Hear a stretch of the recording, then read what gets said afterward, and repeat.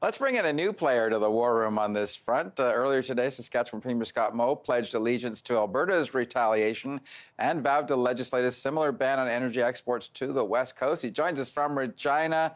Premier, I can't find a precedent for premiers taking aim to inflict deliberate economic pain on another province. How worried are you that it's come to this?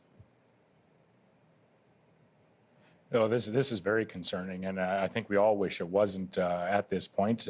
But the fact of the matter is, it is. We have a provincial government that is taking a step into what is clearly, as per the Constitution of 1867, the federal government's responsibility. Okay, I'm curious why you're joining this fight. It's not actually technically linking Saskatchewan to the West Coast. I guess it would be if you were sending it through the existing pipeline. But why are you getting into this? What's making you stand up for Alberta on this particular issue? Well, we're also standing up for our province of Saskatchewan and the energy industry and all of our exporting industries, if you will, as we have we have an export-based economy here in Saskatchewan where we export products, ag, mining, energy products to over 150 countries each and every year.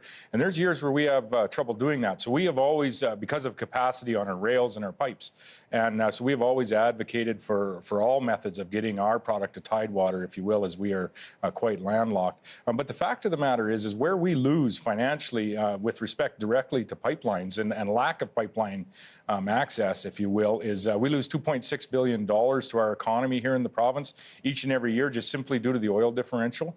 And the government itself, through royalties and other initiatives, we lose $210 million to our bottom line each and every year. So that's the direct impact, but there's also the indirect impact of continuing to get all of our products to market. We need that capacity here in Saskatchewan. Does Saskatchewan, help me understand, I should know this, but does Saskatchewan actually export oil or gas to British Columbia now and that could have been used had Alberta backs away and chokes off the supply? We do export an amount of refined products to British Columbia, and we're in discussions. We'll be in discussions with those individuals that do here right now as we go forward over the next number of days. Because obviously, we do not want to impact our businesses that are operating here in the province of Saskatchewan, but we are left with little choice to advocate on the broader economy basis, if you will, for that, to narrow that differential and start to shrink that $2.6 billion that we're missing out of our economy just simply because we're selling our oil at a discount to the United States. How quickly do you hope to move to pass this legislation? Is it going to be imminent?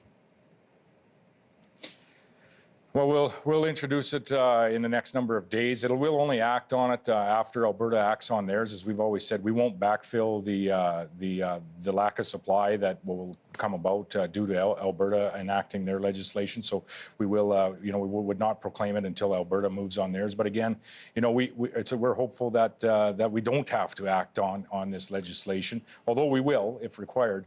We're hopeful that we don't have to, as we feel this is a project that has been approved by the federal government and construction should start. It's clearly under the responsibility of the federal government. And I would say this, the federal government has some tools that they have chosen not to use in this area where they clearly have responsibilities in the way of infrastructure funding. They've chosen to use those tools on the province of Saskatchewan in an area where they clearly do not have responsibility, and that's in the way of attempting to impose a carbon tax on our province. And they've attempted to not allow us access to the low carbon economy fund, some $60 million worth of infrastructure here in Saskatchewan. So they have tools that they can use. They're willing to use it where they don't have jurisdiction.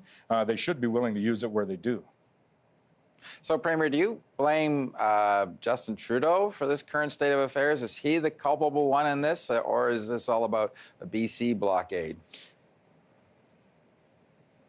They have tools, the federal government and the Prime Minister do have tools that they can still access to start to try to move this project ahead, and I think they should be accessing those tools. They're willing to use it in areas where they clearly do not have jurisdiction as per the same Constitution. So they do have those tools that they could use. They should be as active as they can on this file, on ensuring that construction starts on this pipeline, because it is not within the jurisdiction or the responsibility of the provincial government. Right. I think the legal advice that the provincial government in British Columbia says that. So this is this is a very challenging position, I think, for a couple of landlocked provinces in our nation is just, you know, it's beyond belief, really. I don't want to over-dramatize it, but do you believe this issue has the capability and the capacity to create a national unity crisis? Is that going too far? Well, you know, that is a question to have. As the rail lines, the pipelines, the ports, they're all under the national responsibility. They're under that responsibility for a reason.